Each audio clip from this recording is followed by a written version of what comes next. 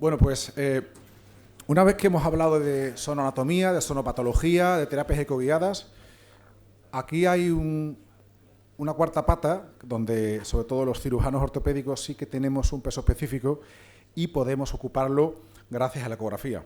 Y es el concepto de la cirugía ecoasistida. También se llama sonocirugía. A mí ese concepto me confunde un poco porque parece como si gracias a los ultrasonidos tuvieran un efecto terapéutico. Es decir, la sonocirugía se opera con ultrasonido, como si fuera un láser. Entonces, no, el concepto yo creo que es porque muchas veces simplemente los ultrasonidos nos asisten a hacer un gesto, incluso antes o después de la cirugía, no incluso la cirugía. Con lo cual, mi criterio es que este concepto se adapta un poquito más a lo que es el término real.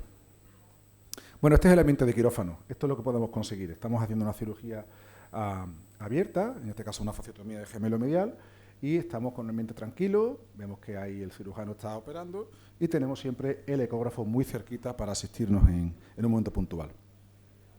Es un nuevo concepto para la traumatología general, aunque ya lleva varios años instaurándose en los ámbitos más específicos de la ultrasonografía.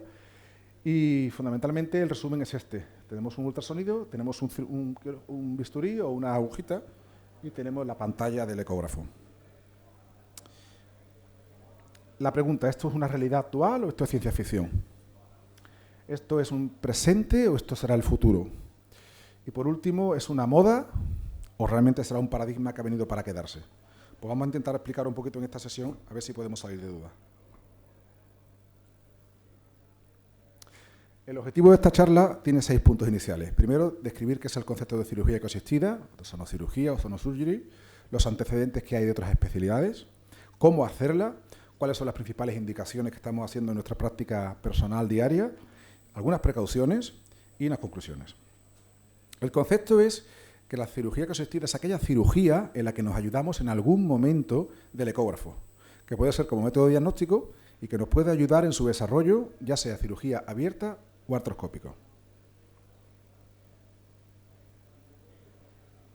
En la actualidad el uso está limitado, pero creemos que por sus ventajas su aplicación irá en aumento de forma progresiva.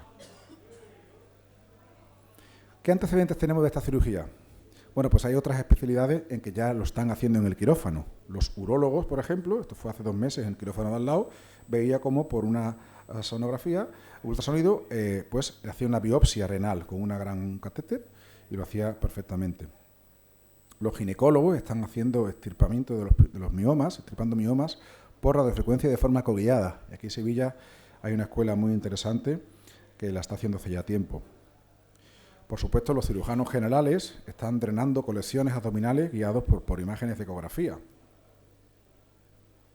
Y como no, hemos hablado bastante esta mañana, a los anestesistas ha sido una auténtica revolución. Hay un sector de compañeros que todo lo hacen ya de forma ecoguiado y no lo pueden hacer sin ello. ¿Qué repercusión tienen los medios? Bueno, pues estas noticias son de hace poco tiempo, ¿no? Vemos como ya en los propios medios dice que este hospital incorpora el guiado por ultrasonidos para tratar el cáncer de próstata. Vemos como hay profesionales de hospitales públicos que se van formando en ecoanatomía. Esto hace una semana,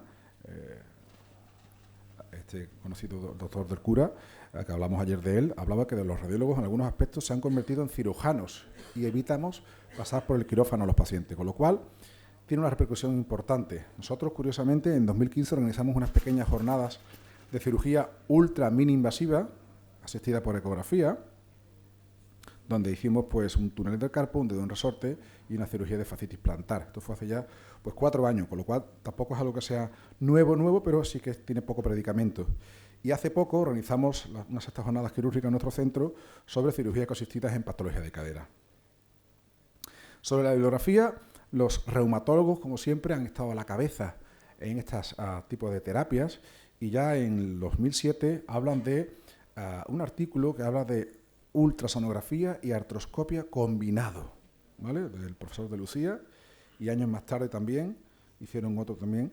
Los reumatólogos, como ya sabéis, van muy en la cabeza de la ecografía a nivel internacional. Pero también tenemos artículos más recientes que ya están hablando de la introducción a la sonocirugía. Este artículo tiene 4 años, donde también va desglosando un poquito los principios y las indicaciones que tiene.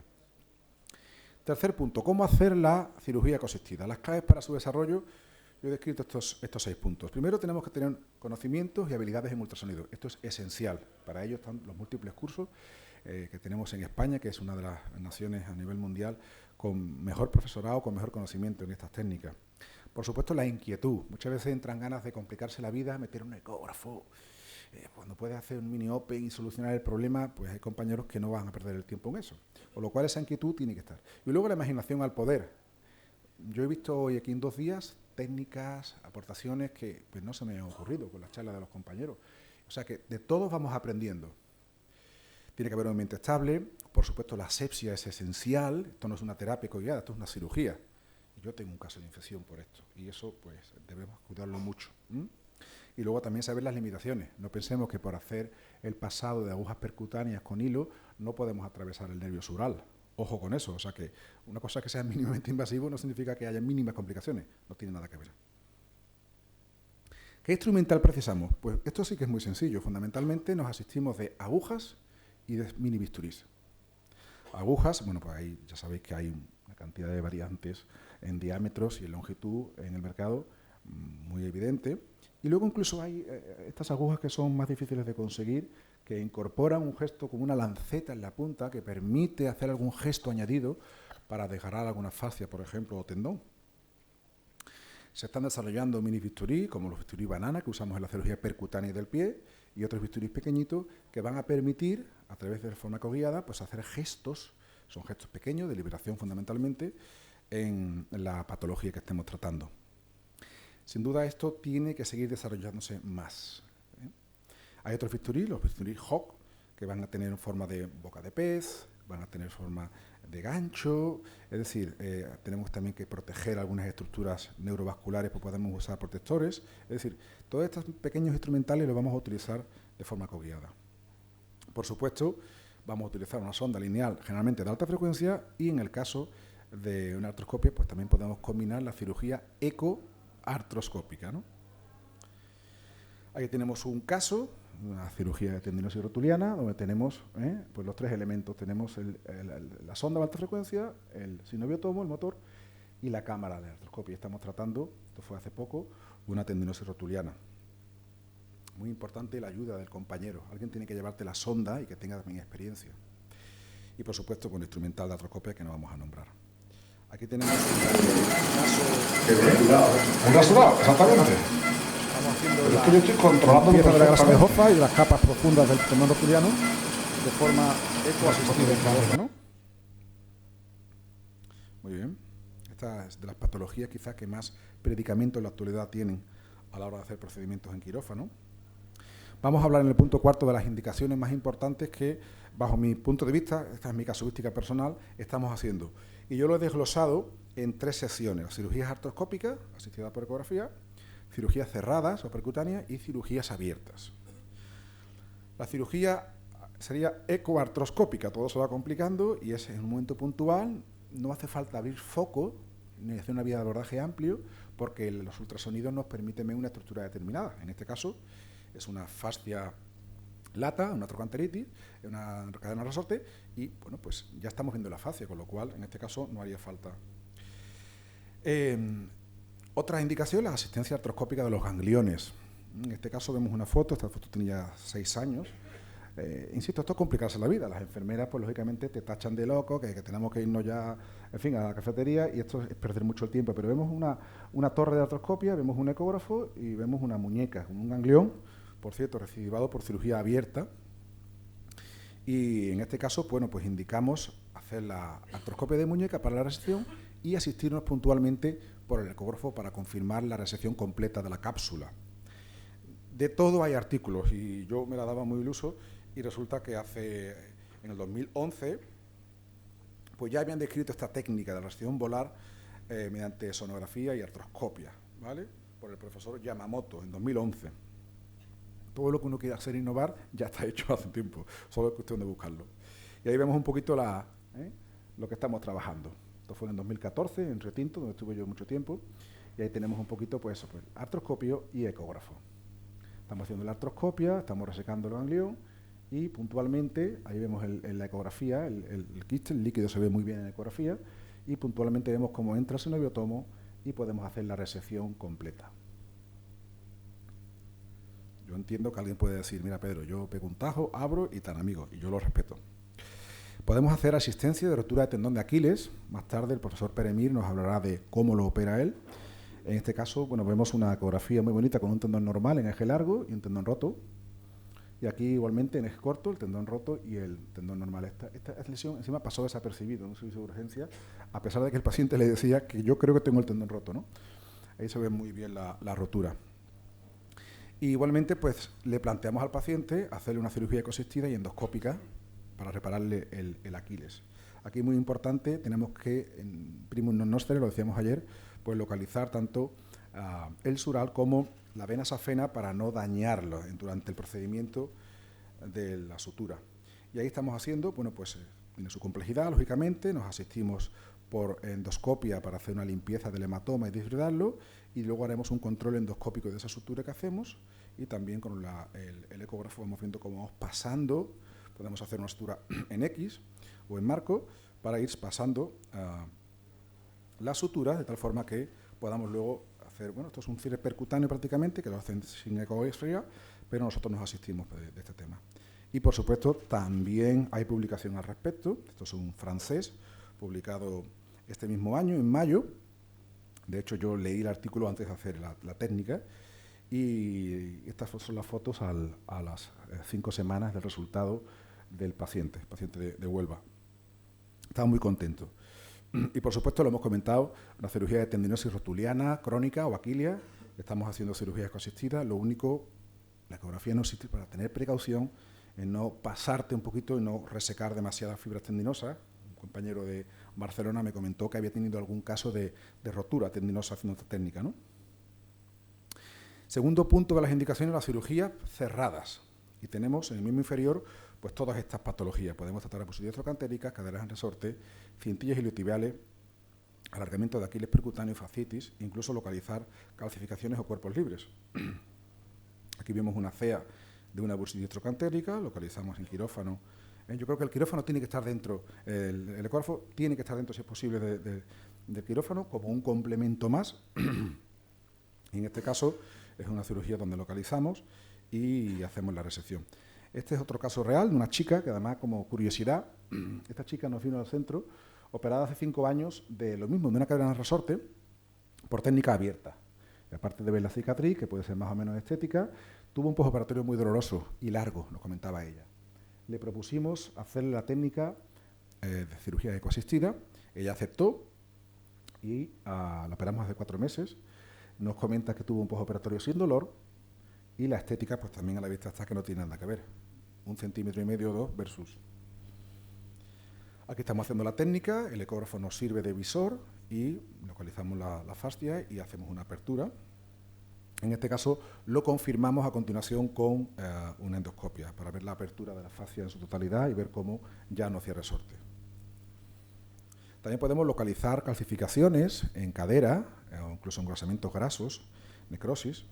Podemos también hacer calcificaciones en el codo. Ahí estamos con el doctor Prieto, el que felicito desde aquí porque hoy es su santo, extirpando una serie de calcificaciones en un codo. Nos asistimos por ecografía, las localizamos poco antes de extirparlas, que esto simplemente nos va a facilitar un poquito a la hora de hacer la extirpación completa de todas las calcificaciones. Este caso también es curioso, es llamativo, porque es un chico que operé del ligamento cruzado anterior y en la consulta previa, un mes antes, me dice que tiene un dolor en la cadera, en la cara anterior. Me aportaba una resonancia y un TAC 3D, y tenía una exóstosis que le dolía, muy superficial, y dolía. Entonces él me planteó, oye doctor, ¿esto me lo puede usted operar también? Yo no suelo hacer 2 procedimientos en el mismo acto, y eso, los que seáis jóvenes, intentad evitarlo porque parece que todo va a ir bien y de repente la chorrada más tonta te complica la primera, que era lo importante. Entonces, si podemos evitar. Pero bueno, se me ocurrió hacerlo ecoasistido. Curiosamente, en esa época teníamos un ecógrafo wireless, sin cables, donde podemos tener un móvil, una tablet, y por Wi-Fi, por Bluetooth, se conectan entre ellos, con lo cual, pues ahí no hay cables ni hay problemas ninguno, y bueno, pues añade un valor en este caso, ¿no? La imagen tiene que mejorar en estos dispositivos, pero por ahí también va la tendencia futura, ¿no? Dispositivos wireless en quirófano. Por supuesto, la asepsia, estamos localizando la calcificación y con un sinoviotomo o un Novalbur, pues hicimos la extirpación completa. Tardan 2 minutos y bueno, pues la verdad es que el paciente quedó contento. La cirugía de la fascitis plantar, podemos hacer una técnica directa, localizamos la fascia y hacemos una pequeña fasciotomía, pero también tenemos que tener cuidado con la ramita nerviosa que va muy cerca, con lo cual Baruch nos explicó hace tiempo hacer la técnica indirecta. Entonces, si tenemos una cadena con varios eslabones donde hay tensión, podemos intentar romper esa cadena en alguno de los puntos, y qué mejor punto que la fascia del gemelo medial. Pues entonces hacemos una liberación, está más que descrita esta técnica abierta, nosotros la incorporamos haciéndola ecoasistida. Se ve muy bien la fascia del gemelo, un poquito incluso de anestesia local para los más echados para adelante, se abre y no hay ningún problema. Es una cirugía bastante rápida. Estamos cortando la fascia del gemelo medial y luego el ayudante hace una flexión dorsal para completar ese alargamiento. Ahí estamos haciendo. Esto es de las que más cirugía estamos haciendo por sus buenos resultados. Otro punto, para las epicondilitis, las cirugías cerradas, el 4.3, cirugías cerradas, epicondilitis del codo o cirugía ultramínimamente invasiva en estas patologías que estamos describiendo. Bueno, pues esta también es otra de las más frecuentes, esa epicondilitis reactiva que no acaba de mejorar con rehabilitación, con terapias ecoguiadas, y es rebelde a todo. Vamos a hacerle una medicación quirúrgica, como sabéis, es la liberación del extensor carpis radialis brevis de forma abierta. ¿Por qué no hacerla de forma percutánea? Se ve muy bien en el ecógrafo, podemos tenerlo ahí muy superficial. Ahí incluye la escuela americana, incluso lo está haciendo en consulta. Yo tengo un caso hecho en consulta y los demás lo meto en quirófano. Y bueno, pues es una cirugía bastante rápida, porque es que tú notas como realmente cortas ese tendón que está degenerado y automáticamente moviliza al paciente, no pierde flexoextensión, porque tenemos otros grupos extensores, y en este caso este chico, jugador de tenis, a las 3 semanas estaba sin dolor y estaba muy contento. Hay un pequeño hueco ahí, obviamente está cortado un tendoncito, pero se asume muy bien. Esta es otra chica, una chica cajera de Mercadona, que tenía una epicondilitis crónica hace ya mucho tiempo, le habían tratado de todo tipo de terapias y todas habían fracasado, con lo cual le pusimos una CEA de su epicondilitis y la verdad que el resultado fue espectacular. A los 10 días, el aspecto estético prácticamente ni se ve, a las 3 semanas, movilidad completa, fuerza y sin dolor. Podemos también asociar este gesto a estructuras fibrosas cordonales, como no la enfermedad de Dupuytren en grados iniciales, que no sea mucha retracción. Obviamente, si está muy retraído, hacemos cirugía abierta. Pero para ese paciente mayor, que tiene un grado 2, que tiene limitación puntual, oye, no perdemos nada en hacerle una pequeña fasciotomía percutánea a 1 o 2 niveles y un alargamiento. Vemos aquí cómo se ve muy bien el metacarpiano, el tendón flexor y arriba la banda fibrosa de la fascia palmar superficial. Es una cirugía que se puede hacer con anestesia local, aunque la palma duele un poquito, se puede hacer un bloqueo también previamente. Y estamos viendo ahí el resultado al momento, como bueno, pues el aspecto estético es muy bueno. Y quedó también bastante contento el paciente. Y por supuesto el síndrome del túnel del carpo. Hay compañeros que llevan ya tiempo haciendo la cirugía ecoasistida en el túnel del carpo, que veremos a continuación en la charla siguiente. Y la cirugía abierta, el último ya, perdón, donde el ecógrafo nos va a ayudar puntualmente a localizar estructuras. Vamos a hacer una cirugía abierta, pero usamos el ecógrafo previamente para que nos oriente. Y puede ser para tendinopatías crónicas, para calcificaciones, cuerpos libres. Aquí vemos una rotura inveterada del Aquiles que no estaba muy bien definida. Bueno, pues nosotros por ecografía podemos verlo previamente al quirófano para saber dónde tenemos que localizarla. Nos fue muy útil. Otro caso, una rotura crónica del tendón bicipital, también igualmente muchas veces no está bien definida, pues hacemos la ecografía y nos va a ayudar. Y no solo en patología crónica, también en patología aguda.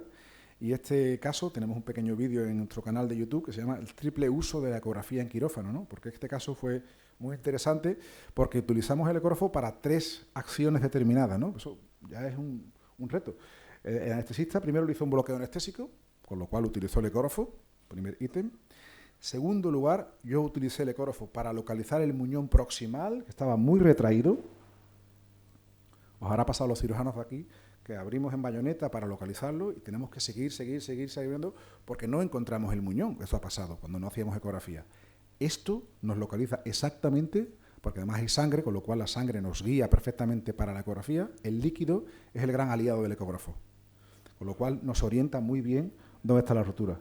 Con lo cual ya sabemos dónde está el muñón proximal, a nivel proximal. Y tercero, una vez que ya lo hemos localizado, sabemos también dónde tenemos que hacer el mini open para el reanclaje distal de la PLB, del bíceps. Con lo cual, esto nos puede permitir que en vez de tener que hacer una incisión amplia en bayoneta, podamos hacer solo 2 mini incisiones y de forma subcutánea pasar de un lado a otro, esto es muy sencillo, y reanclarlo. Con lo cual, es otra indicación más de la cirugía ecosistida. Podemos localizar calcificaciones previamente a la exéresis. Esta era una necrosis grasa con muchas calcificaciones de grasa, y extirpamos todo este material a la paciente. Y luego también qué papel tiene la CEA en neuropatías. Fundamentalmente hay dos indicaciones para la hidrodisección y para los tumores nerviosos. En la hidrodisección ya lo ha comentado el doctor Fernando Jiménez Díaz, sobre la idea es administrar suero de forma mecánica para intentar despegar todo lo que es las adherencias a raíz alrededor de un nervio. Se hace mucho tanto en túnel carpiano como en ciática, fuera ya del canal, y con buenos resultados. Y luego también, esto es más complejo, la cirugía endoscópica en neuropatías. Y aquí el doctor Jordi Palau de Barcelona tiene mucha experiencia porque está haciendo liberaciones ecoendoscópicas en patologías decompresivas del antebrazo, del codo. Por último, tumores nerviosos. Sabéis que hay una gran clasificación, mucha estirpe de tumores nerviosos. Ya hay mucha publicación sobre la aportación del ecógrafo a la hora de diagnosticar y poder asistirnos a los tumores neurológicos. El doctor Martinoli, duda cabe que es el maestro, tiene una cantidad de charlas y de temas publicados sobre este tema, con todas las ventajas que tiene el ecógrafo. Solo que las imágenes son de alta resolución, es una técnica rápida, podemos evaluar la vascularización, hay un ahorro en el coste, todo lo que ya sabemos a la hora de... se abre un mundo apasionante en el nervio. Los anestesistas van por delante también, pero los traumatólogos también tenemos que estar muy atentos a todo lo que es el tracking del nervio. Podemos hacer anatomía de nervios. Hay varias publicaciones ya al respecto sobre el tratamiento de ultrasonidos guiados para neuropatías que podéis estudiar. Y como anécdota, este es un chico que nos vino a consulta con un dolor en el flexor cubital, con neuropatía de cuarto y quinto dedo, y resulta que una desbrozadora pues estaba trabajando y de repente se notó un dolor muy fuerte y no sabíamos bien lo que tenía. Y resulta que en la radiografía se ve esta imagen metálica que está justamente ahí muy cerca del asteroide cubital. Decidimos llevarlo a quirófano, programado lógicamente, localizamos ese cuerpo extraño, hacemos la liberación del canal de Gullón en esta zona, estaba justamente ahí, con la sorpresa de que nos encontramos esa lasca de hierro enorme, la tenía clavada, estaba haciéndole ya una estenosis ahí en el nervio cubital, y que duda cabe que, bueno, pues el ecógrafo nos ayudó a determinar la zona exacta. Ahí hemos extirpado ese cuerpo libre. Por último, las precauciones que tenemos que tener, ya lo hemos comentado, esto no es una técnica inocua, y fundamentalmente, primero, evitar el daño neurovascular, hay que conocer muy bien la anatomía. Segundo, hay que evitar la infección, tener medidas asépticas fundamental. Y también, tercero, no por hacer un mini open, no podemos evitar muchas veces un gran hematoma, con lo cual yo defiendo la compresión postoperatoria los primeros días. Ahí tenemos una hidrodisección del nervio mediano. Si nos pasamos, pues podemos pinchar el nervio, con lo que esto puede originar. Por eso usamos protectores para poder en un momento dado evitar esa estructura anatómica. Evitar infección. Este caso es mío. Yo tuve una infección por probablemente una CEA, y bueno, pues tuve un acceso en el codo tremendo, y la verdad es que me hizo plantearme cuidar muy mucho ese tema, ¿no? Usamos protectores, por supuesto, ¿no? Y también evitar los hematomas. Este es otro caso de los primeros que hice de Baruch, donde muy alegremente le hice la fasciotomía y para casa. No le puse nada.